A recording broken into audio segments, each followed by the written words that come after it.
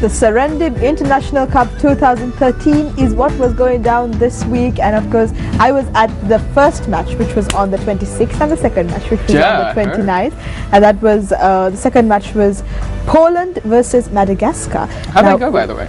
Now, how did it go is a very good question to ask this morning, Jason, because Madagascar came out on top on that game. So they won 25-21, if I'm not mistaken, against the Polish Giants. And when I say Giants, they are big players. And Madagascar really did put up a very, very classy show on that day. And it was a great game of rugby. But hey, I shouldn't be speaking about this. We have with us a man who knows much more about the game than I do, the CEO of the Sri Lanka Rugby Football Union, Alistair Savaramuthu. Welcome back to the show. Welcome back. You're welcome. Good morning. Good morning. Good morning. Good morning. Well, today's the big day. It is Friday. It's D-Day. It's D-Day. It's D-Day. Poland versus Sri Lanka, which is the match that's going to be happening at 7 p.m. at the Racecourse Grounds in Colombo, and that's going to be an exciting game as well. But before we go to that match and talk about how important that game is for Sri Lankan rugby, let's speak about the match that was on Tuesday, which was the 29th, between Madagascar and Poland. Bit surprised with the result? I must say I was extremely surprised. You know, having been with the two teams during the day and the Polish team, I would have bet almost my house on Poland, and that's the worrying thing about this. I'd have lost my house, wouldn't I? But they arrived, you know, obviously I know the Europeans, and they arrived and they looked everything like a good, solid European team. And they appeared to me as well to talk a good game as well. That's a must. And right into the warm-up, you know, I was watching them, and they looked as though they could put 20 points on the team. But fair play to Madagascar, incredible. Right from the whistle, they took it to them. They were relentless in their attacking. They didn't give the ball away. They looked at the video against Sri Lanka and probably realised, look, we've given the ball away too much here. Kept hold of the ball, forced the Polish to tackle, and before you knew it, they were on top by 10-15 points. It was an incredible game. It was a great game to watch. It truly was. Now, if I remember correctly, when you came on the show on Tuesday, you predicted that Poland were going to make a win of it by at least a 25 to 30 point margin.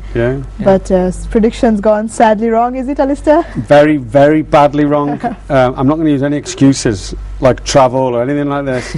But no, I mean, hats off to Madagascar. And you know, you could see how much they wanted it at the end of the game. They were thrilled, and they've come here and they've nailed it. You know, they've gone from 44th in the world, possibly down to 32, 33. Wow. So, you know, I think I deserve a month in Madagascar, all expenses paid, and you know, but you should push for that. You should definitely push for that. The president came up to me and said, "I'll feed you for a month."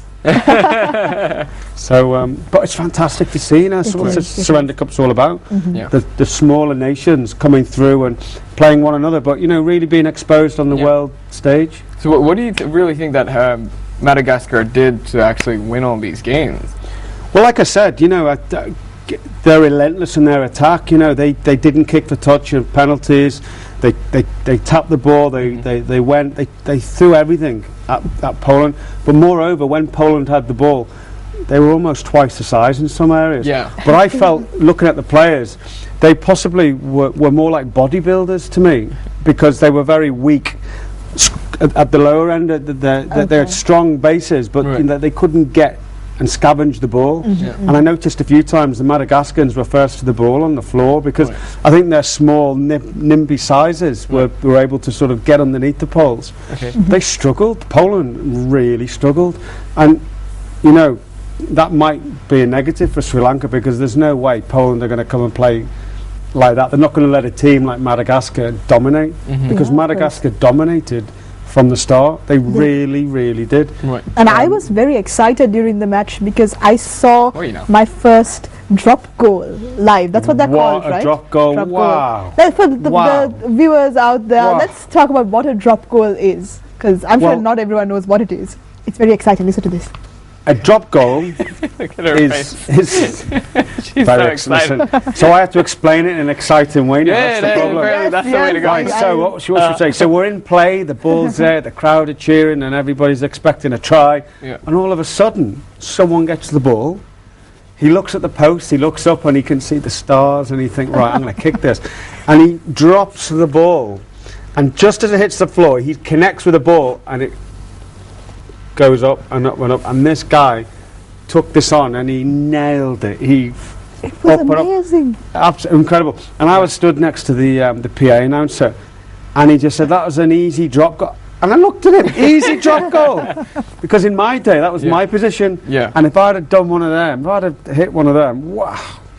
And that was the captain of the Madagascar team, wasn't it? It was, yeah. He was a great player. The 10 for them was a real strong... Do you think Madagascar's opponents underestimated them in each game before they even played them?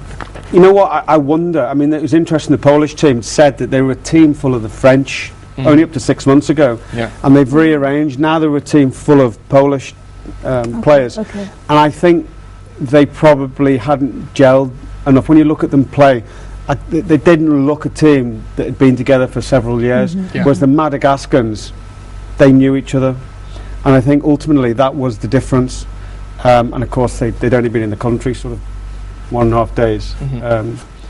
So several factors that could have played up against them, and I remember the Polish captain even mentioning the weather, which was a bit hard to sort of adjust to when you come from Poland to a tropical country like Sri Lanka. I'm sure it's not easy. It's not easy, but I've said it so many times. You know, this is win, lose or draw. You know, the experiences that all teams have got out of this, they're not going to have had anywhere else. And Poland were so complimentary to me when I greeted them the hotel, and they said, look, this is fantastic, it gives us time to get our lads together, it gives us teams outside of our fish pond. Madagascar, like I say, Madagascar only plays Zimbabwe and the African League, and Namibia and you know, like us, you know, we only play Asian teams. So the three teams are really enjoying this sort of this new lease of life that they have outside of their territories. So the first African team to come down here, the first European team to come down here. So is this the platform that we need to be keeping all the time for, you know, Sri Lanka as well, and the sort of benchmark that needs to be there to really up our game and become an international team? No question about it. 100%. We have to, you know, whilst we put on a fantastic tournament here, I'm sure that we will look to go out and sort of export our own product to territories that might want to follow in our footsteps here. But we have to keep going up. We have to keep pushing the bar. The captain of the team came up to me straight after the game and said, Alistair said, you know, we've got to get Germany and Spain here next. I mean, Germany and Spain, they're top 25 teams. So, you know, these are. But you can see the lads are so pumped up, and you know, and this is doable. We go into the Elite Asian Five Nations in March next year. So, I think if we stop now, we'll only go backwards. We have to keep going. And rugby could dethrone cricket someday. Hey, who knows? Well, that's what we've been speaking about in the past few shows as well. Because what you were telling me, the way she kind of explained, because like, unfortunately, I couldn't make it to the game, but like. But you'll be there on Friday. I will be there today, actually. Today is Friday. It's today. Yeah. Terrible memory, you know. No, I'm sorry. Yeah. Right, I'm but sorry, she was it's the telling morning. me like she saw kids. You know, like it was a kid going to watch a wrestling game. That they were so into watching this. They were like, "Yeah, come on, do it!" You know, like really cheering them on. Yeah. If it was me, I'm pretty sure I would have. Kind of messed around with one of their minds, and they'll be like, "What'd you say?" They'll stop the game and just come up to me to the podium and be like, "What'd you say?" They're like, "Nothing, man. It's all good." Maybe you should try it out today then, Jason. I probably should. All right. Game on today, Speaking about the match today, now I'm very excited about this. I know Madagascar have already walked away as the winners of this particular tournament, but that does not mean that this match is going to be any less exciting. I think the excitement is building up more because now Sri Lanka are aware that the Polish team, although they were ranked 28th, are not exactly unbeatable. 100, yeah, absolutely. I mean, where we are now, I would say this is probably more exciting to some extent than had Poland destroyed Madagascar, that potentially was on the cards. The Sri Lankan team started training literally 5-10 minutes after the final whistle. I saw them. I stayed out watching them, and they were a different mindset. They know the bits in their mouth. They know they can beat Poland, but the stakes are so high because we've lost our ranking points a touch to Madagascar, and strangely enough, we could actually double them back again by beating Poland. So there's an awful lot to play for, and I think from my point of view, we've got everything ahead of us. We can do this. I've said to the players individually, you can win this game, and if you win it, the reward is significant. This isn't a friendly. We can go out there and we can break the top 35 if we win this game. Wow.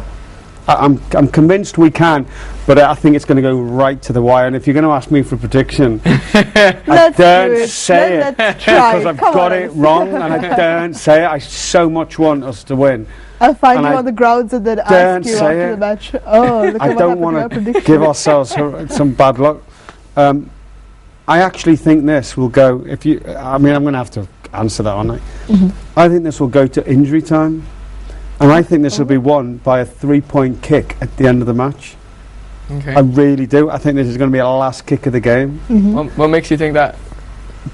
Because I can't call it. I think the teams are going to be so well matched and balanced.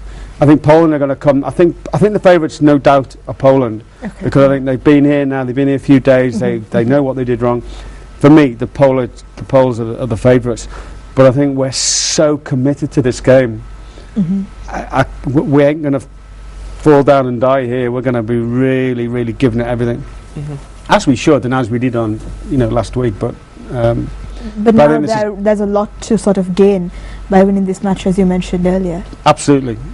People have already said to me, we played it too soon, or the boys weren't prepared. Well, you know what? So be it. But we could say that every single year. We are a sevens playing nation, and until we put a mark down that says actually we want to be 15s, because let's be honest, we're in the elite championship now. So unless we start playing 15 seriously and everybody gets behind the team in one cohesive team, then we will be fragmented and we will be broken up. So for me, we all do this together or we don't do it at all. I've said this so many times. We do it together or we don't do it at all. I think that's going to make or break it at the end of